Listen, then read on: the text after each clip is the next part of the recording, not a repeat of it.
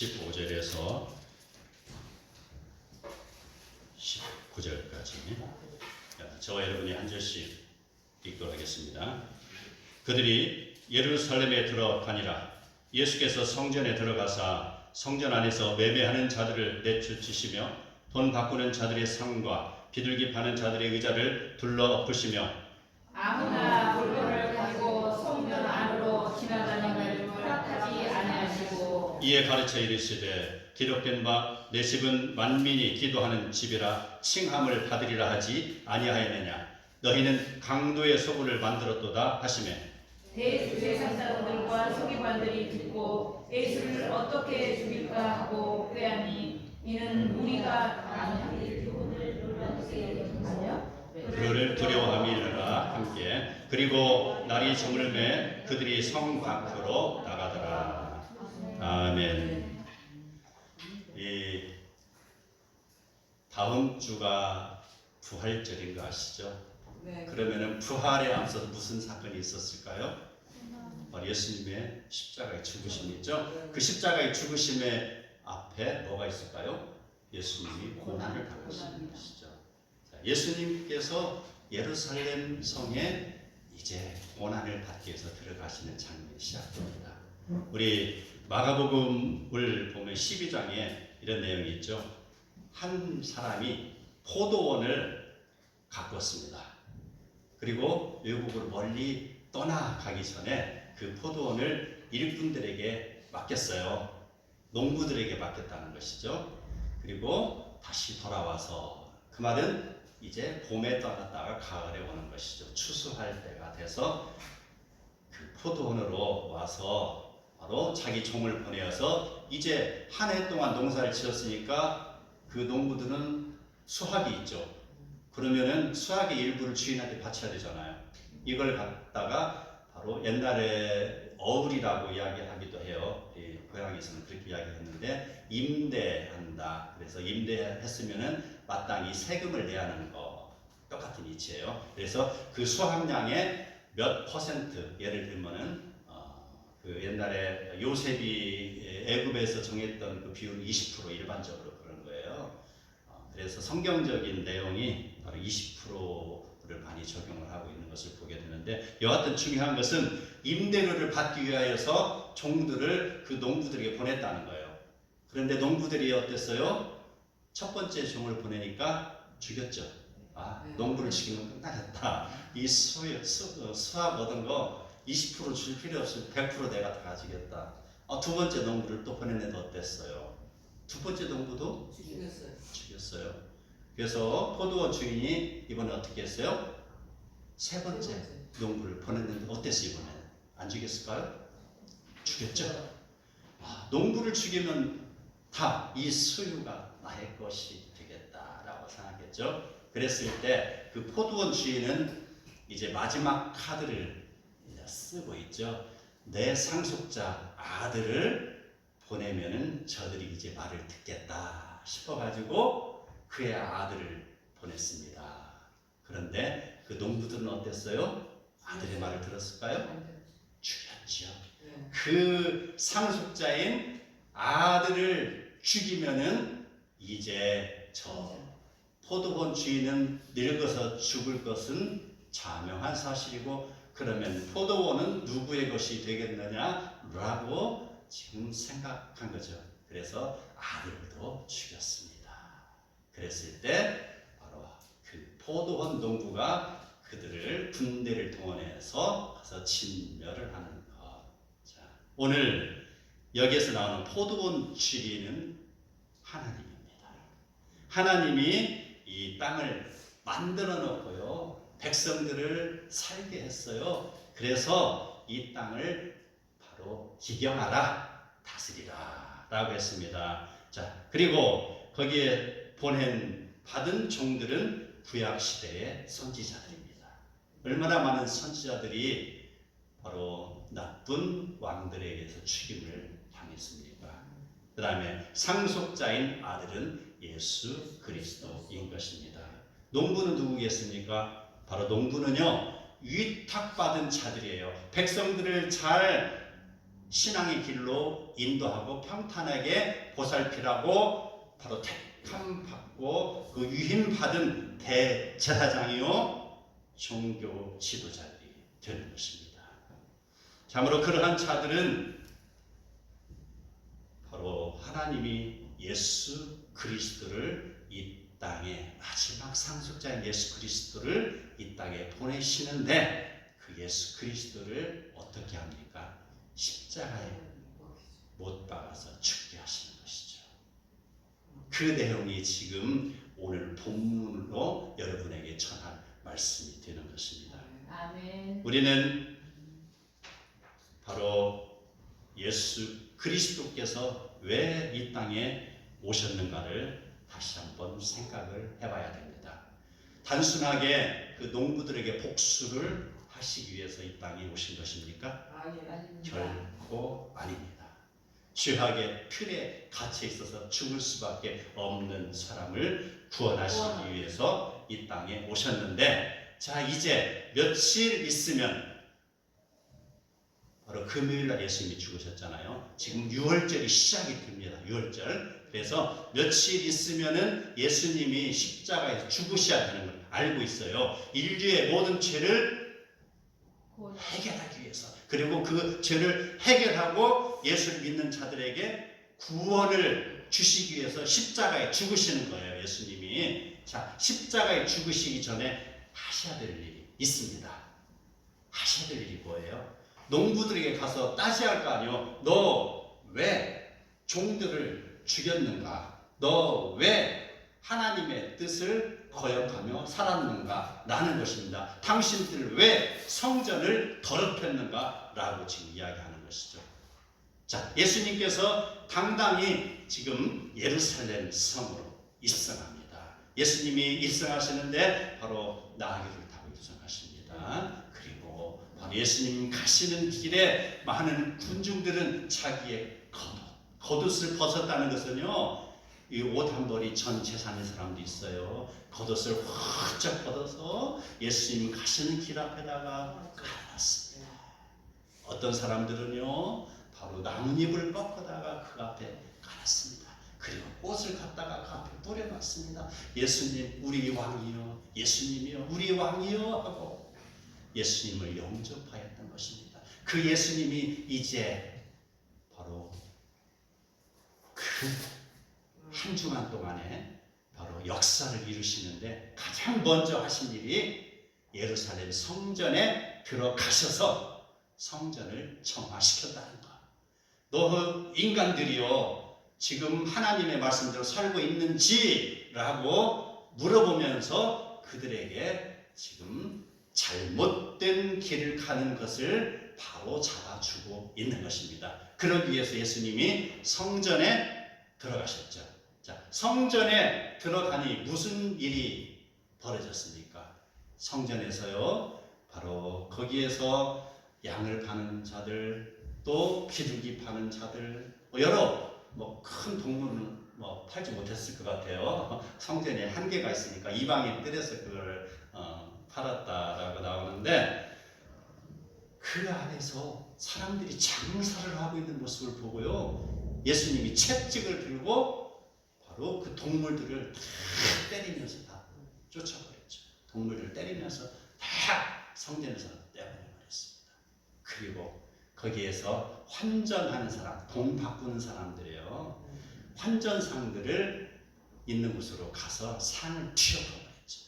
튀어버리고 그들에게 이야기합니다. 내 아버지의 집으로 장사하는 집을 만들지 말아라 라는 것입니다. 내 아버지의 이름을 먹칠하지 말아라. 내 아버지께 예배드리는 시간에 너희들 다른 일 하지 말아라 라는 것입니다. 지극히 당연한 일을 하셨는데, 자, 이 상황을 보고서 분하게 여기는 자들이 있었습니다. 그들은 누구일까요?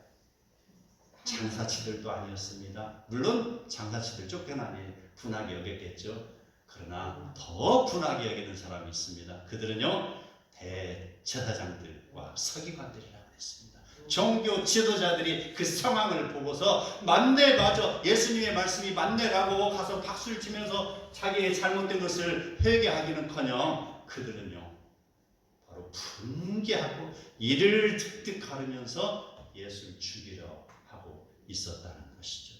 그래서 그들은 어떻게 하면 예수를 죽일까 서로 의논하였다라고 기록이 되어 있습니다. 성전을 거룩하게 만드는 일을 왜 그들이 반대하고 분개하였을까요?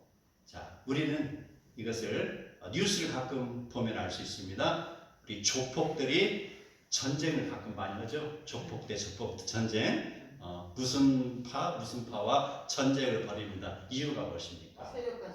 세력 다툼인데 그 세력의 근원이 뭐예요? 돈줄 때문에 그렇잖아요. 그래서 자, 이쪽 강 이쪽은 내가 다스린다. 그래서 여기서 나오는 모든 유흥업소의 그런 통제권은 내가 가진다 해가지고 하고 있는데 옆에서 신규 새로운 세력들이 나타나서 저놈들 봐라, 나도 좀 먹고 살아야겠는데 저놈들은 먹고 사네 해가지고 침략을 하는 거잖아요. 그래서 혈투가 벌어지잖아요. 이권 다툼인 거예요. 이권 다툼. 그들이 정직하게 땅을 일구어서 개간해서 장사를 하거나 일을 해서 소득을 올리거나 이렇게 해서 자기의 수학을 올리는 게 아니고요. 그들은요 편하게 앉아서 바로 불로소득을 하려고 하는 것이잖아요. 유흥업소를 장악하고 각종 그 길거리에서 장사하는 사람들에게 하루에 얼마씩 삥을 뜯어 바로 세금을 걸어들여요. 그 재미로 지금 살아가고 있어요. 그래서 부를 축적하잖아요.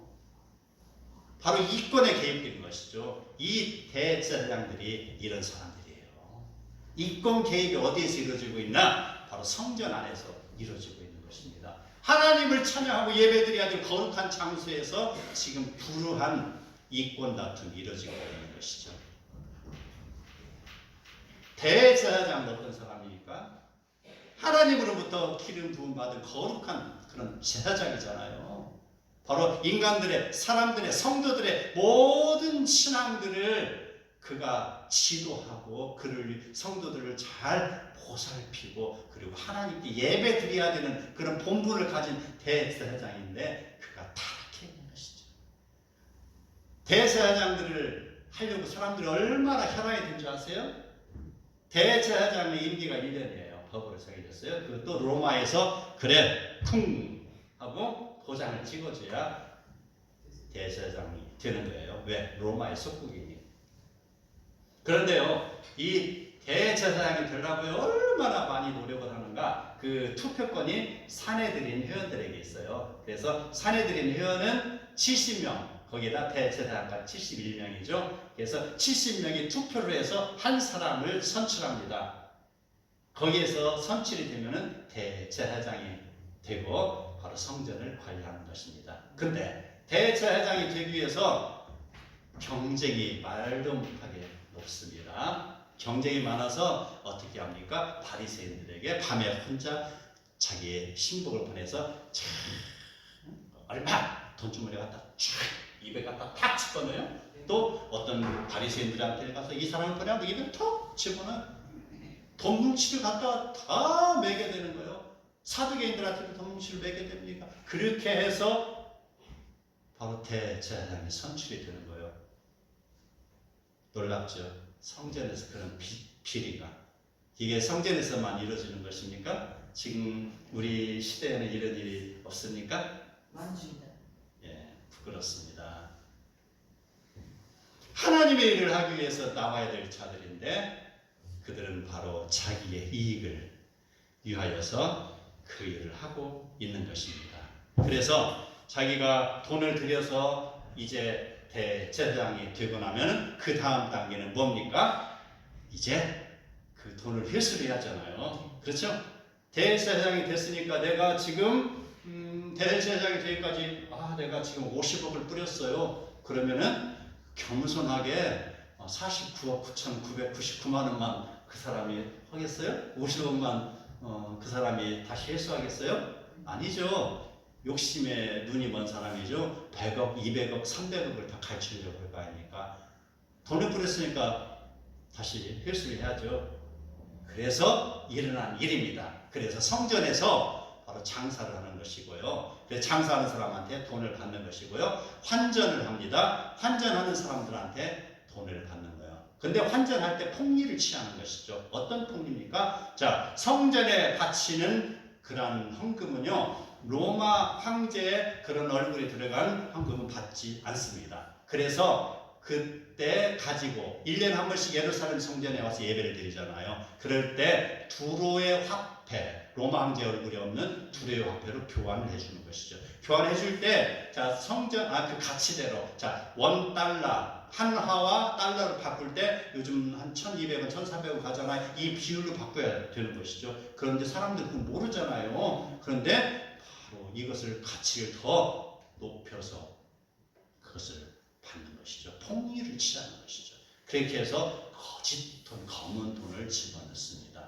그뿐이 아니죠.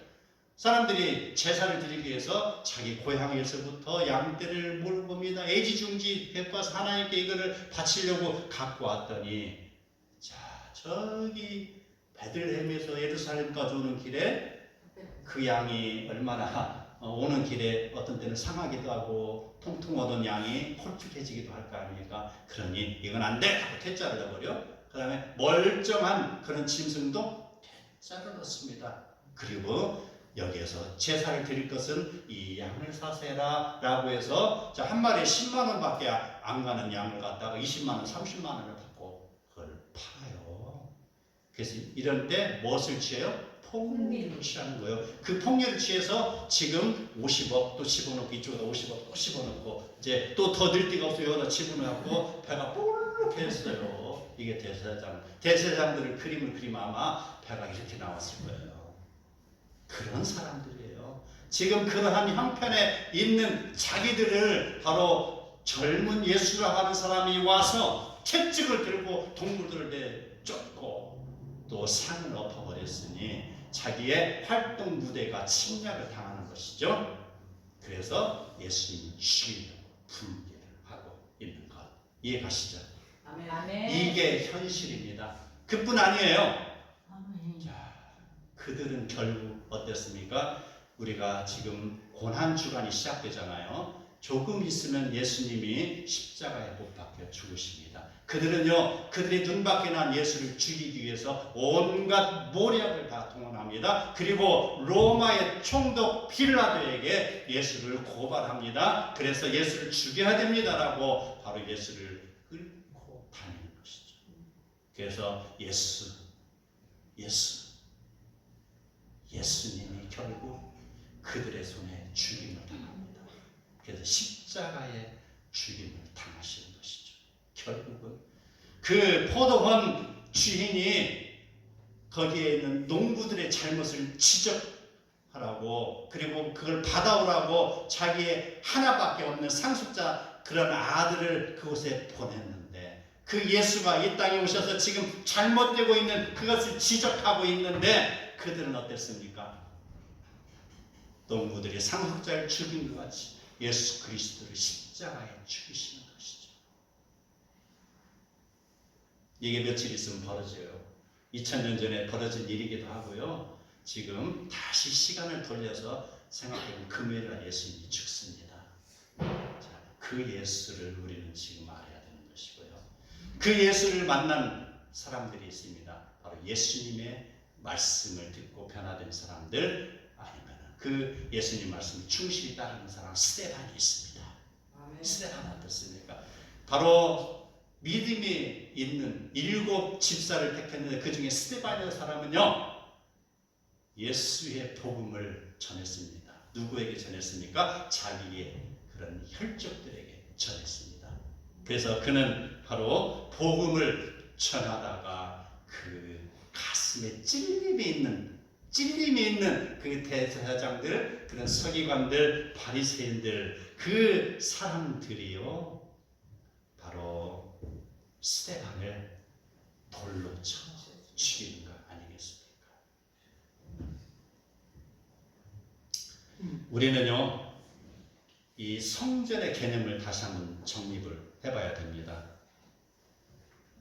그 유대인들은, 그 대제사장들은, 그 바리새인들, 그 서기관들은요, 자기들이 지금 잘못을 저지르면서도 바로 그들은 아무런 가책이 없습니다. 그리고 그들은요, 성전 안에서 외치고 뛰어들고 시끄럽게 하는 아이들은 바로 신적 모독이라고 말하면서 그들은 상인들, 장사치들이 장사하는 것은 예배 의식을 위한 것이라고 말하는 그런 궤변을 늘어놨습니다. 그런 자들을 향하여 예수님이 말씀하십니다. 마가복음 11장 17절 함께 읽겠습니다. 시작. 이에 가르쳐 이르시되 기록된 바 내 집은 만민이 기도하는 집이라 칭함을 받으리라 하지 아니하였느냐. 너희는 강도의 소굴을 만들었다 하시네. 아멘. 그 집은 만민이 기도하는 집입니다. 이 성전은 만민이 기도하는 성전이 되는 것입니다. 성전은 장사하는 곳이 아닙니다. 기도하는 곳입니다. 요즘 우리 교회에 기도의 열풍이 일어났어요. 새벽 예배도 기도하죠. 오전에도 만나서 성경 읽고 기도하죠. 또 오후에도 우리 또 사모님 오셔서 또 기도하죠. 저녁에는 또 만나서 기도하죠. 성전에서 모여서 기도하는 거예요. 성전 바로 기도하는 곳이에요. 나 혼자 있을 때는 바로 장작불 하나에 불이 붙었다가 좀 시간이 지나면 사르르르 꺼져버리잖아요. 그러나 이 성전으로 모이시기 바랍니다. 성전에서 와서 기도하세요. 마음껏 찬송하고 부르짖으시기 바랍니다. 주의 성령께서 역사하시는 힘이 강하게 일어날 것입니다. 성전은 바로 만민이 기도하는 집이다라고 했습니다. 이것이 예수님이 고난 받으시기 전에 가장 먼저 바로 정리정돈한 사실이 되는 것입니다. 예수님이 이처럼 성전을 정화하신 이유는 그 성전은 예수님의 몸을 상징하기 때문입니다. 요한복음 2장 21절에 이렇게 나옵니다. 그러나 예수는 성전된 자의 육체를 가리켜 말씀하신 것이라 하셨는데 라고 했습니다. 그 성전은 바로 예수님의 육체인 것이죠. 그런데 그 무지한 사람들, 예수님을 흉보고 모략하고 결국은 예수님을 십자가에 죽이는 그런 무지한 사람들의 눈에 보이는 것은 유형적인 건물이요, 성전이 바로 자기의 호주머니를 채워주는 수단으로 느껴지는 것. 그래서 예수에게 반기를 드는 것 아니겠습니까? 예수님이 이 땅에 오신 이유가 바로 죄에 빠진 우리 인생들을 살리시고 하나님이 거하실 영적인 성전이 되게 만드는 것인데 말입니다. 에베소서 2장 22절 함께 읽겠습니다. 시작. 너희는 사도들과 선지자들의 터 위에 세우심을 입은 자라. 그리스도 예수께서 친히 모퉁이들이 되셨다. 아멘. 예수님께서 친히 모퉁이들이 돌이 되시고요. 바로 21, 22절이 이렇게 나옵니다. 그 안에서 건물마다 서로 연결하여 주 안에서 성전이 되어가고 너희도 성령 안에서 하나님이 거하실 처소가 되기 위하여 그리스도 예수 안에서 함께 지어져 갑니다.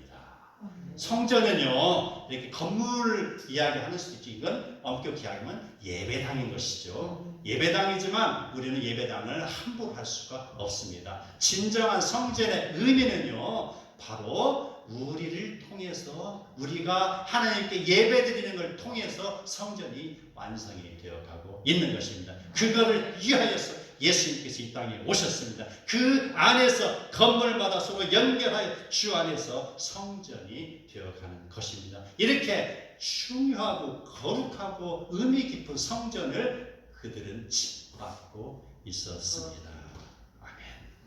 아멘. 예수님께서 그것을 나무라신 거 우리는 믿고 예수님이 우리에게 교훈하는 바를 따라야 됩니다. 내 집은 만민이 기도하는 집이다라는 내용. 아멘입니다. 자, 그리고 예수님은 이러한 성전을 더럽히는 자들을 향하여 너희라는 것은 대제사장을 비롯한 종교 지도자들이죠. 너희가 강도의 소굴로 만들 뿐만이 아니라 신성 모독을 하고 있다라고 지금 나무라고 있습니다. 너희 농부들이 지금 포도원 주인의 그런 재산을 훔쳐가고 있다라고 지금 이야기하는 것과 같은 내용입니다.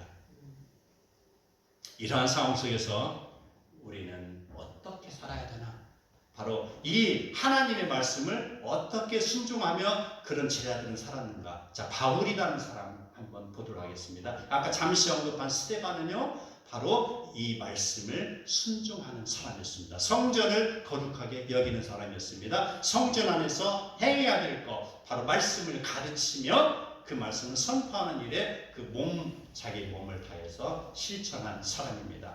스데반의 외침은 결국 우리 성경에서, 신약 성경에서 정말 소중한 역할을 했던 바울이라는 인물을 만들어낸 것입니다. 그 바울은 어떤 사람이었습니까? 그런 종교 지도자들이 바로 던지는 돌에 스데반이 맞아 죽어갈 때에 바로 그 종교 지도자들 아니면 그 폭도들이 입고 있던 겉옷을 옆에서 보관하고 있었던 사람. 그 바울, 사울이었죠. 그 청년은 바로 예수 믿는 사람들을 핍박하기 위해서 이를 드드득 갈고 있었습니다. 드드득 마치 성전에서 장사하는 사람들을 묵인하는 사람들과 똑같은 입장이에요. 그러한 사울이라는 청년이 예수 그리스도를 만나서 바울이 된 거 아닙니까? 그는요, 바로 살기 등등하여서 예수 믿는 사람을 체포하러 가다가 예수님을 만났습니다. 그리고 그의 인생이 변했습니다.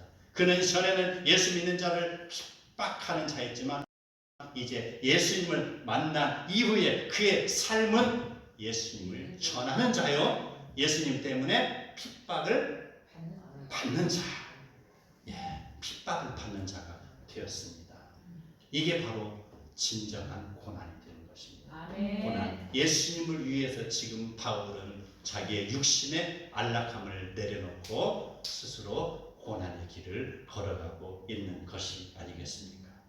사도 바울은 이런 고백을 합니다. 고린도후서 11장에 보면 이렇게 나와요. 내가 수고를 넘치도록 하고 옥에 갇히기도 더 많이 하고 매도 수없이 맞고 여러 번 죽을 뻔하였으니 유대인들에게 40에서 하나 감한 배를 5번 맞았으며 3번 태장으로 받고 1번 돌로 맞고 3번 파선하고 일주야를 깊은 바다에서 지냈으며 여러 번 여행하면서 강의 위험과 강도의 위험과 시내의 위험과 광야의 위험과 바다의 위험과 거짓 형제 중에 위험을 당하고 또 수고하고 애쓰고 여러 번 자지 못하고 줄이며 목마르고 여러 번 굶고 춥고 헐벗었노라 는 말입니다.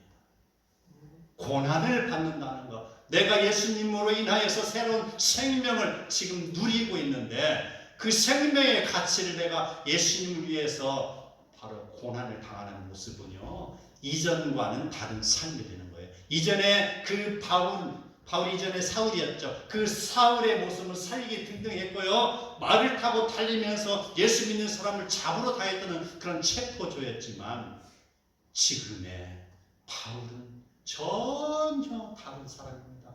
예수님께서 십자가에서 고통을 당하시고 죽으시는 모습처럼 지금 바울은요, 자기 스스로가 예수님의 영광을 위하여서 고난의 길을 걸어가고 있는 것이죠.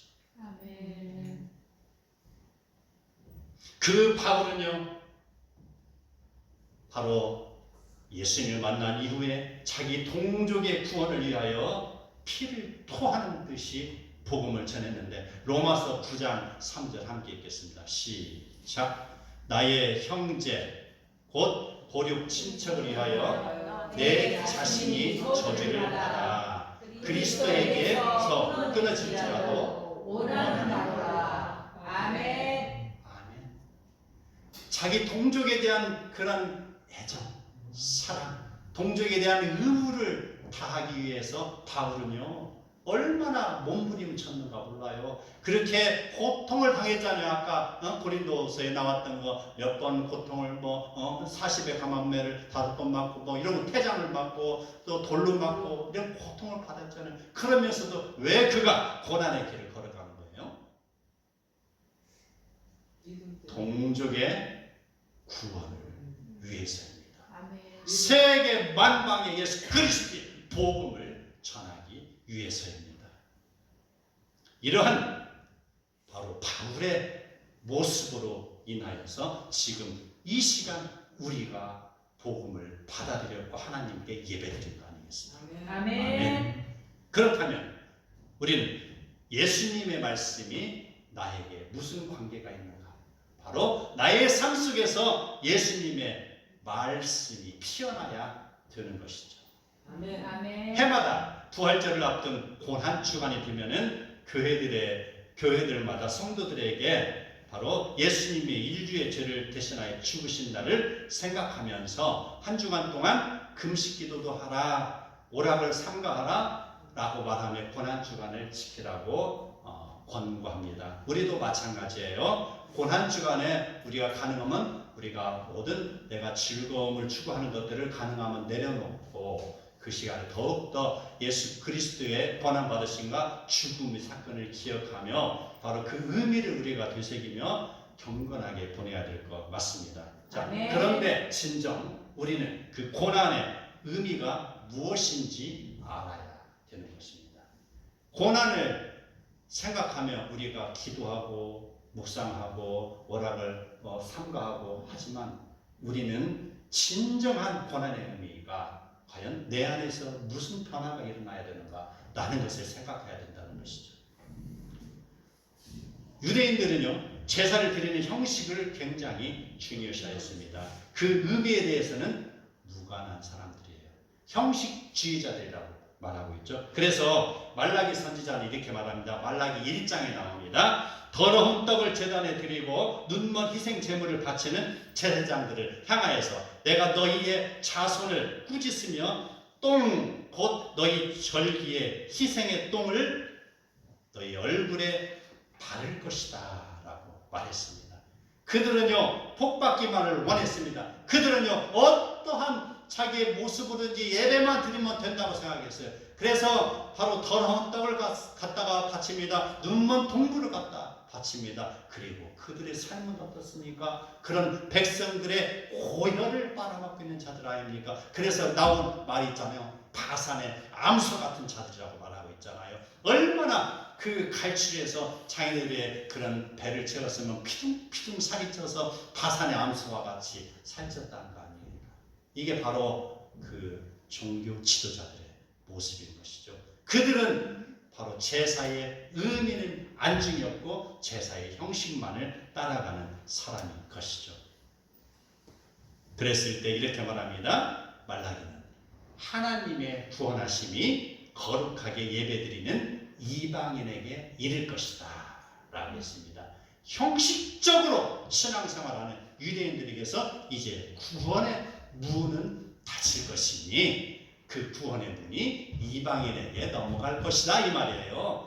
이 말은 어디서 나옵니까? 로마서 11장으로 넘어가잖아요. 그래서 이방인의 수가 충만하게 채워지기까지 유대인들은 떨고 있어요. 그 다음에 다시 우리가 죽인 예수 그리스도 우리가 잘못했습니다 라고 회개하고 돌아와서 예수를 다시 믿을 때 유대인들과 함께 채워지는 것 아니겠습니까?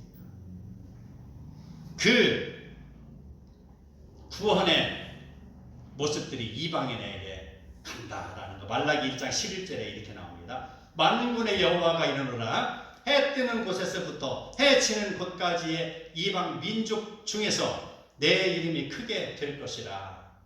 각처에서 내 이름을 위하여 분향하며 깨끗한 제물을 드리리니 이는 내 이름이 이방 민족 중에서 크게 될 것이다 라는 내용입니다.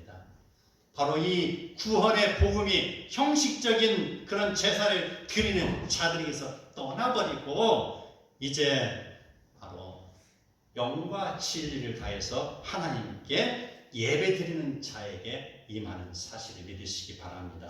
아멘. 자, 지금 이방인이라고 하는 것 무조건 그 구원이 이방인에게 흘러가는 것일까요? 그것은 결코 아닙니다. 지금 세상은요 말라기 시대에 유행했던 형식적인 예배보다도 더 나을 것이 없습니다. 예루살렘 성전에서 자행된 타락한 모습보다 결코 더 정결하지 못할 것입니다. 하나님을 믿는다고 말하면서 얼마나 많은 종교인들이 자기 자신을 내세우는지 모릅니다. 삼위일체 하나님을 믿는 신앙이면 되는 것을 그 이후에 누가 뭐라고 했다, 어떤 천사가 계시를 받았다 라고 말하면서 그걸 믿는 종교들이, 예수님의 이름으로 기도를 드리면 되는 것을 그 자리에 누구의 이름으로 비옵나니 하면서 그 삼위일체, 이론적으로는 삼위일체 하나님을 믿지만 그것을 짓밟아버리는 그런 종교가 있지 않습니까? 또 어떤 종교는 바로 이단들의 교수들을 자기 자신이 재림 예수라고 보혜사라고 말하면서 사람들을 미혹하고 있습니다. 그뿐만이 아니에요. 우리와 똑같이 예배 드리는 자들 속에서도 이러한 현상들이 일어나는데요. 어떤 종교 지도자들은, 지금 종교 지도자죠, 지도자들이라고 표현하기보다는 어떤 종교 지도자는요, 얼마 전에, 몇 해 전에 동성애를 옹호하는 단체를 반대하는데 앞장섰어요. 피켓을 들고 동성애를 반대합니다라고 앞장섰던 그 단체의 수장이 있습니다. 그 사람은요, 이제 바로 자기가 반대했던 곳에서 와서 이 단체 수장이 되어주시오 하니까 바로 자기 인생의 프로필 한 줄 더 얹으려고 했는지, 아니면 더 그 명예가, 그 무슨 단체의 그런 대표라는 명예가 탐이 났는지, 바로 똥인지 된장인지 구별하지 못하고 바로 그걸 수락했어요. 내가 들어가면은 바로 그 단체를 개혁하겠습니다 라고 인터뷰를 하면서 말입니다. 어떤 사업가는 바로 방송에 출연을 합니다. 그래서 나는 이러한 삶을 살았습니다, 이렇게 내가 좋은 일을 합니다라고 바로 방송에서 자기 자랑을 합니다. 간증을 합니다. 그런데 그 사람은요, 실제 그 사람의 사업 현장에서는요, 온갖 핑계를 다 대어가면서 공사를 지연시키고요, 공사비를 부풀립니다. 이런 사람도 있어요. 이런 모습들을 볼 때 우리는 얼마나 하나님 앞에서 정직한 모습으로 살아가는지를 다시 한번 되새겨봐야 될 것입니다. 말로는 하나님을 잘 믿습니다. 말로는, 입으로는 정말 번질번질합니다. 그러나 우리의 삶이 제대로 되어 있는지, 우리가 정말 삶이 제대로 되었을 때 그 모습을 판단하는 방법은 있어요. 마치 스데반처럼, 마치 바울처럼 진실함으로 살아가는 것입니다. 무엇을 위해서 금식하는 것이죠? 차라리 금식하지 말고 올바로 사는 것이 하나님 보시기에 유익할 것을. 무엇을 위하여 그 자리를 욕심냅니까? 차라리 평범한 신자가 되어서 거룩하게 사는 것이 하나님 보시기에 유익한 것을. 무엇을 위해서 신앙 간증을 합니까? 차라리 남을 해롭게 하지 말고 묵묵히 주어진 일을 성실히 감당하며 청지기의 삶을 사는 것이 하나님이 기뻐하시는 모습이에요. 아멘. 아멘. 많은 사람들이 십자가의 복음은 좋아합니다. 그러나 십자가 지기는 싫어합니다. 자, 그랬을 때 이사야는 이렇게 이야기합니다. 이사야 58장 6절 시작. 내가 기뻐하는 금식은 흉악의 결박을 풀어주며 멍에의 줄을 끌어주며 압제당하는 자를 자유케 하며 모든 멍에를 꺾는 것이 아니겠느냐. 아멘. 이사야는 또 이렇게 이야기해요. 이어서 줄인 자에게 내 양식을 나눠주고 유리하는 빈민들을 집에 들이며 헐벗은 자를 보면 입히고 또 내 고륙을 피하여 스스로 숨지 아니하는 것이 아니겠느냐. 그리하면 내 빛이 새벽같이 비칠 것이며 내 치유가 급속하게 될 것이며 내 공의가 내 앞에서 행하고 여호와의 영광이 내 뒤에 호위하리라. 아멘. 아멘. 이 말씀을 통해서 우리는 우리 자신을 되돌아봐야 됩니다. 세속에 물들었던 나의 그런 자신을 회개해야 될 것입니다. 하나님이 기뻐하시는 뜻대로 살아나가는 것이 그리스도의 고난을 생각하는 진정한 의미입니다. 아멘. 세상의 돈과 명예와 권력에 중독된 삶에서 벗어나 거룩한 성전을 만민이 기도하는 집을 이루는 자, 십자가의 복음을 이루어가는 복된 성도 다 되시기를 소망합니다. 아멘. 그리고 바로 5달란트 받았던 그 자에게 예수님이 말씀하셨던 착하고 충성된 종아, 내가 적은 일에 충성하였으매 내가 많은 것을 내게 맡기리니 내 주인의 즐거움에 참여할지어다 라는 복된 말씀이 예수 그리스도의 고난의 의미를 잘 알고 순종으로 받드는 성도 여러분에게 주어지는 복된 말씀이 되기를 축원합니다. 아멘.